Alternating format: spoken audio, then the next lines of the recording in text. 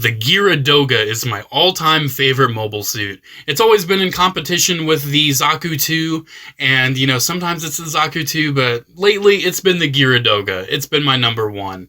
And I just recently built the Master Grade Resin Schneider Custom Blue Geara Doga, and I decided why not talk about the Master Grade Geara Doga. I do plan on making a whole Geara Doga collection video someday, because I kind of want to get every Geara Doga thing ever, because I love the Geara Doga. But until that day, I just wanted to talk about the Master Grade one, because this kit is not perfect, but I still love it. And I'm very happy that I was able to get the premium Bandai blue version, because obviously blue's my favorite color. I would love to have my favorite robot in two-tone blue, and I'm very happy that I have my favorite robot in two-tone blue. And you may be wondering, why is the Geara Doga my favorite mobile suit? Well, number one, I just live and thrive off of really cool green militaristic robots. I mean, one of my favorite Decepticons is Brawl, so I just kind of feed off of that. But also, when I was a kid, I had the little MSIA figure of the Geara Doga, and I didn't even know his name, so I just called him Green. And I saw a picture of the blue one when I was a kid, and I got super envious of it, and I wanted it really bad. And I was able to get it eventually as a collector. And I have several different versions of both the normal green and Resin Schneider's Geara Doga. And yeah, this is my latest version of Resin Schneider's, the Master Grade, and I'm very happy to have it. And I just wanted to show off these kits because they're really nice. I just wanted to show them off. I don't make a lot of Gundam content, so I figured, hey, why not talk about my favorite mobile suit in its highest end form? Alrighty, so first and foremost, let's talk about some of the accessories that you get, because you get a decent amount of accessories. So number one, looking at both of these guys, you can see there are two very distinctly different guns. I have this gun with this guy, and this gun with this gal, and I pretty much just did that because variety. You do get extras of the magazines if you want to put them in the waist armor. You do have a spot to do that. You do have a beam hawk, it's not really beam. It's not a heat hawk. It's like a beam hawk, and you have a beam saber, and you do have the option to switch out the beam hawk with a sharper version, and here is the Resin Schneider one to show you that. I definitely do wish you could have like a beam heat hawk saber combo. You can't because you needed space for the peg for the sword, but I feel like I'm tempted to just take this and like cut out a little square of it, because you can see that's like a full empty slot, and there it's like a partial slot. I'm tempted just to cut out enough, since I have two of it now, to just be able to boom do that.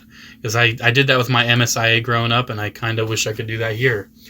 For hands, it's pretty obvious. You get gripped hands for the saber and heat hawk, and you do have trigger finger hands for the guns.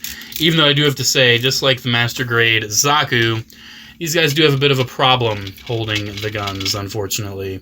Essentially, how they go on, it is a slot system, where you can see there's these two slots, and it slots into the fingers, and it's just not strong enough. It's too easy to knock it out.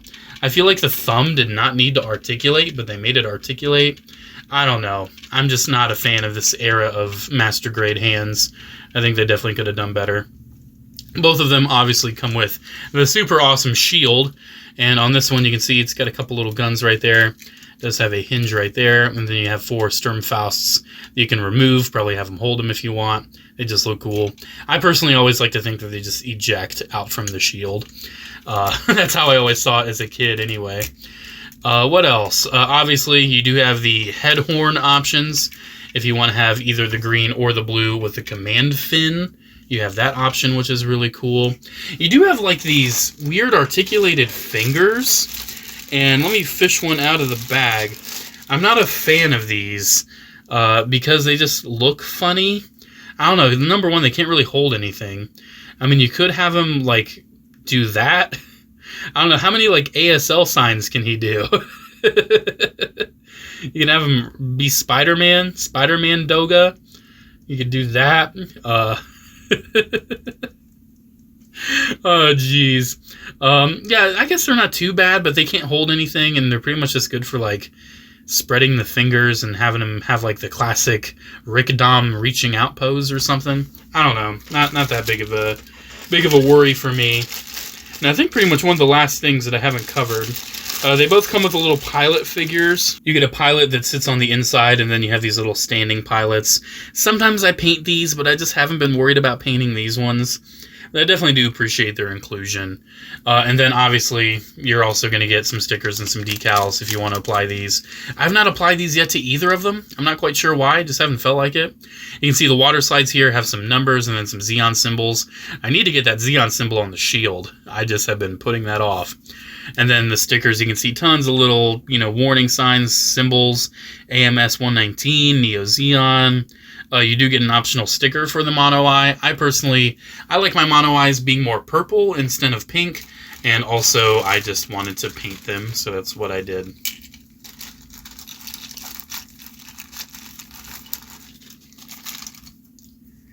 Alright, with all that stuff out of the way, let's get a little up close and personal with this figure, and we will do that with the Resin Schneider one. So there's a lot of stuff hanging off of this. Definitely a lot. You have the shield on this arm, which I just love. This guy really just feels like the evolution of the Zaku. Then you have this shoulder pad with the big old spikes on it. I love all the thrusters, and I appreciate with the Master Grade, it actually does have the color on the inside. For Resin Schneider, it's kind of like a, reddish orange, and for the Geara Doga, it's kind of like a reddish yellow, I guess. Yeah, definitely dig that. I love all the tubing details, and it's all like a soft rubbery plastic, so it doesn't really like get in the way or anything. So you have the tubes like all around the torso, you have the tubes around the head, and you have the tubes on the head, tubes hidden in the arms, which I really love that detail on the Geara Doga. Then you have details for the tubes in the knees and in the legs, and I just love that, like seeing these hoses like coming in from the leg and like seeing this big piston in the front. I just love actually being able to see some of the actual workings of the robot. I have pretty much done no work to these guys, speaking of that, except for painting the mono eyes. You can see I painted Resin Schneider. It's kind of like a nice purple. Kind of hard to, it's kind of off to the side. That's where you see it. I just felt like it. It does have a gimmick. I don't know how easy it'll be for me to like lift this off. But you can like remove the chest portion, like a part of the chest, and you can actually insert like a battery pack that's sold separately that I have not been able to get my hands on, but I would love to light up these guys at some point. You do have the nice big backpack as well, with the same nice color separation for the thrusters. Nice little loop there if you want to store one of the, beam sabers or tomahawks. The leg armor, I love the shapings on it and everything. The game marks are pretty nice on this kit, but as you can see, there's a few like along the seams. You'll see like the little shimmer of color where, I had to cut the piece out. I think I did a pretty good job otherwise, though, making sure the gates aren't super visible. Yeah, I love the details. I like the little vents on the underside of the torso. You can open up the cockpit as well. I think, that opens as well. Really hard to see in there, but there is a little pilot sitting. Can I get my light down? Yeah, you might be able to see it just a little bit. I'm getting the light like right in there. There is a pilot sitting down. I didn't paint the pilot either, just didn't feel like it. But yeah, definitely appreciate that detail. And the mono eye does have a bit of motion. So you do have a couple options on how to move the mono eye. So you can rotate the head, and you can see the eye will kind of move in there along with the rotation because it kind of gets caught on this certain mechanism. Or you can lift off the skull cap, and that's how you switch out between the command fin or no command fin. And you can see there's a little knob at the top. You can use that to rotate it as well. But yeah, definitely appreciate that. I love the head design for the Geara Doga. It is one of my favorite robot designs of all time. It is so iconic to me. It's so badass. I just love the look of it. The chest is really big and broad. And the Geara Doga is a larger mobile suit. Like this, the Geara Doga stands like a head or two taller than your average Zaku. I love the detail. I love the proportion, the shape. It's such a great, not only mobile suit, but a great model kit as well. It's a great translation of it. I really appreciate the gray panels on the inside of these armor bits. It just adds another layer of depth where a high grade wouldn't have that depth. Like you can see right there, nice gray on the inside of the shield. I even think, if I'm not mistaken, yeah, there's even gray on the inside of the skirt armor. I just think it's so cool. He doesn't have a lot of like mechanical piston details. There's not a lot of details like that on the Geara Doga, but I think I want to save the articulation to show off with the green one. One thing unfortunate I do have to point out though, my resin Schneider is nice and new, so it's not creaky at all, but my green Geara Doga is a little on the older side. I built this guy like 5 or so years ago, so he's a little creakier. Just a little bit. So going over some articulation on the Master Grade Geara Doga. The head is on a ball joint, so it can move like up and down and rotate side to side, and you can raise and lower it a little bit too, depending on your pose. The shoulder pads are on ball joints and little hinges, so you can get the shoulder pads out of the way. The shoulders themselves are on nice butterfly joints, and then they're on a ball joint, which is very nice and tight, so you don't have to worry about that getting super loose. I say as it slowly droops down because of the big shield. He does have a outward hinge, bicep swivel, double jointed elbows, which move in pretty far. Appreciate that. Ball joints at the wrists.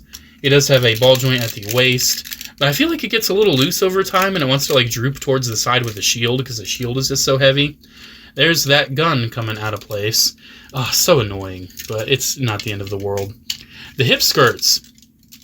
You can move these hip skirts front and out of the way. You can move these hip skirts out of the way, and opening these two, you can see that's where you can put the clips or the magazines or whatever for the guns right there. Penguin Zero gets so mad at me, I'm sorry.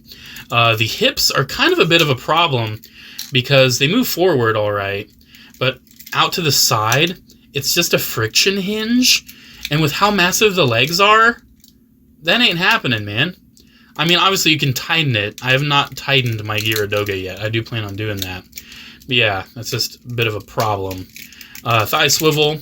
You do have the very squeaky double jointed knees. One thing you can see when you bend the knee, not only do you expose this hose, but when you bend it a little bit further, you expose this like extra armor panel that's like within the knee pad. And I think that's super cool. You do have a little bit of armor articulation up at the ankle, or down at the ankle, I should say.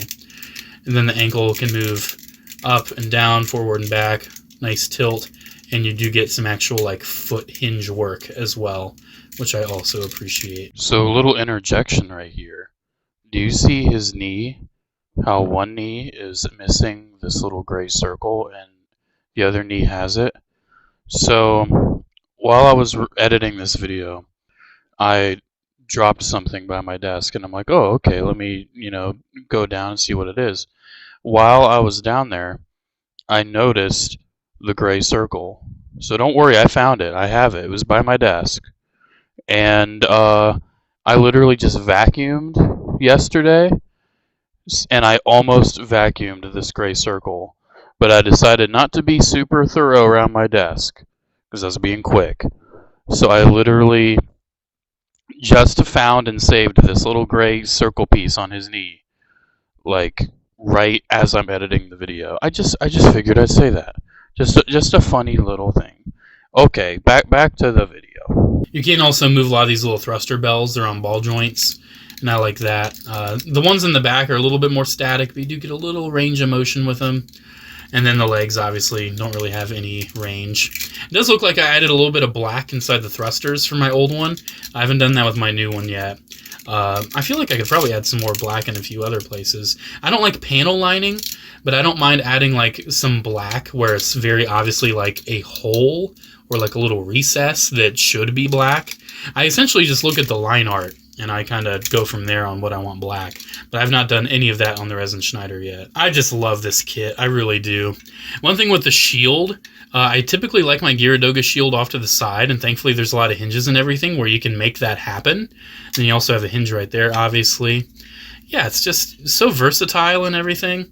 I can definitely tell a newer version of the model kit is a little tighter. Like you can see the leg, it does still droop, but not nearly as bad or as quick as my, as my old one. Funny enough, my old one doesn't have an issue where the skirt pops off, but on my new one, it does sometimes. Isn't that interesting? But yeah, I think I've talked about these pretty much as I really can. I don't go too in-depth with Gunpla reviews. You know, fun to build Gunpla. That's what the slogan is, right? Ultimately, I just have a fun time building Gundam kits. I don't worry about going all out and making them super intricate and detailed. I don't worry about, adding all the stickers. I don't even worry about making very intricate, in-depth reviews of them. I just enjoy Gunpla. I enjoy building them, and every once in a while on the channel, I enjoy sharing them. And I just wanted to share the Master Grade Geara Doga because it's one of my favorites. It's definitely not the best Master Grade I've ever built. That would probably go to like the Verka Wing Zero Custom. Probably go to that as the best Master Grade I've built. But still, it's a really good kit. It's really nice. I definitely recommend it if it seems like something you're interested in. If you're just getting into Gunpla, it's a pretty decent Master Grade to get started in. It doesn't have a lot of super intricate things that are going to trip you up. You kind of have to work around the rubbery hoses because those can be kind of irritating. But overall, it's a pretty fun build experience. I had a fun time building the Resin Schneider one, and I honestly want to build this kit a third time. I want to get full frontals. I want to have green, blue, and red. I want to have the 3 main colors. I think that'd be absolutely sweet. I would love to see another thing come out just to give us another Geara Doga color. Because I just love the Geara Doga. I mean, I'll take a white one. I love white mobile suits. Obviously, Gundams are all white. Shin Matsunaga. Give me Shin Matsunaga's Geara Doga. What was he flying around during... I don't think he was aligned with Neo Zeon, though, so in canon it wouldn't make sense. Yeah, just let me know what you think about these guys. I think they're really cool. I want to bring Gundam into the channel a little bit more, but more casually. I don't want to, stress myself out making a review where I'm showing you every single little accessory and bit that they come with. I talked about them enough. Thank you guys again so much for watching. Special shout out to channel members as always. Thank you all so much for the continued support. Have a great one, guys, and I'll see you in the next video. Bye.